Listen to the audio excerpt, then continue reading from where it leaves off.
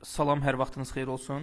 Artıq 9 mart tarixində 11-ci sinif şagirdləri Dövlət İmtahan Mərkəzinin təşkil etdiyi buraxılış imtahanında iştirak etmişdilər və onlar öz belə deyək suallarının təxminən cavablarını yoxlayıblar və neçə bal topladıqlarını hesablamaq üçün indi sizə mən göstərəcəm ki, balı necə rahat şəkildə hesablamaq olar. Bunun üçün biz OTK.az saytına daxil olaraq ballar hesablaması qaydasından istifadə edə bilərik.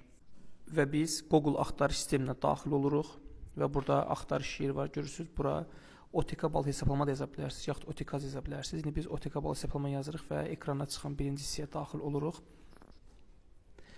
Və biz burada qruplar üzrə də görürük balların hesablanmasını. İndi biz buraxılış sinifi, 11-ci sinif buraxılış sinifi onun üzərindən vururuq və burada artıq belə deyək, imtahanda neçə düz, neçə səhv yazmışıqsa ona uyğun bal hesablayacağıq və indi sizə bunu göstərim. Və yenə də burada balların hesablama qaydası var.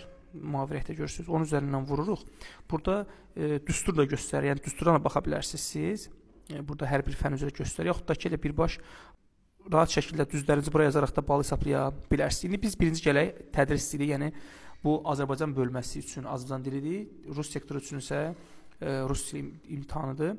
Və ona görə biz burada artıq suallarımızı yazaq və burada görürsünüz qapalı tipli tapşırıqlar üzrə balların cəmi. Yəni ki, indi sizə göstərəcəm bura hansı sualların sayını yazırsınız. Və artıq görürsünüz burada Azərbaycan dili üzrə 31-ci sualdan 45-ci suala qədər, eyni zamanda 51-dən 55-ə qədər olan suallar qapalı tipli suallardır və burada neçə düz yazmısınızsa, həmin belə deyək sualların sayını yazırsınız. Məsələn, buradan ana dildən hesablayaq ki, biz məsələn 13 dənə düz yazmışıq. Buradan 13 düz hesablamışıq. Yəni buradan qeyd etdiyim kimi 51, 55 və eyni zamanda 31-dən 45-ə qədər olan suallar içində məsələn 13 dənə biz düz yazmışıq. İndi ora 13 yazacağıq.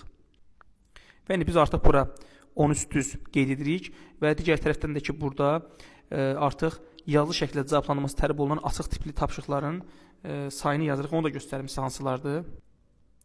Bu suallar isə mətnlər üzrə görürsünüz 46 və 50 saylı, eyni zamanda 56-60 saylı suallardan neçə düz yazmışsa onu qeyd edirsiniz. Məsələn, buradan da götürək ki, biz 8 suala doğru cavab vermişik və burada biz artıq 8 sual yazımızı qeyd edirik və burada bizim balımız hesablanır ki, məsələn 72,5 Azərbaycan dilindən biz bal toplamışıq. Yəni bu şəkildə siz ana dilini yaza bilərsiniz, yaxud da ki, rus dilini qeyd edə bilərsiniz. İndi isə riyaziyyat fənnindən sualların, balların hesablamasını göstərim.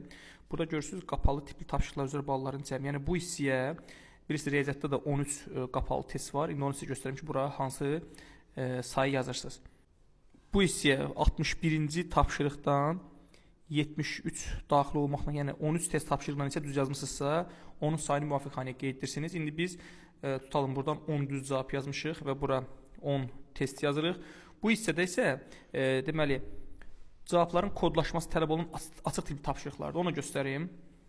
Bu hissəyə isə burada görürsünüz 74 və 78 daxil 5 dənə sualdan neçə düz yazmışsa ora daxil edirsiniz. Məsələn, burada biz 3 dənə yazaq. Yəni ki, buradan 3 suala cavab vermişik. Burada 3 yazırıq və son olaraq bu hissə isə ətraflı şəkildə cavablandırılması tələb olunan tapşırıqları yazırıq. Burada isə 79-85 aralığında olan deməli 7 sualdır və 7 sualın içərisində düz yazmışsa onu yazırıq. Burada məsələn biz 5 yazaq, yəni 5 dənə suala cavab vermişik kimi qeyd edək və burada artıq riyaziyyatda yazandan sonra riyaziyyatın balını görürsünüz 71 bal oldu. Ümumi ana dillə riyaziyyat 140 bal. İndi gələk xarici dil fənninə.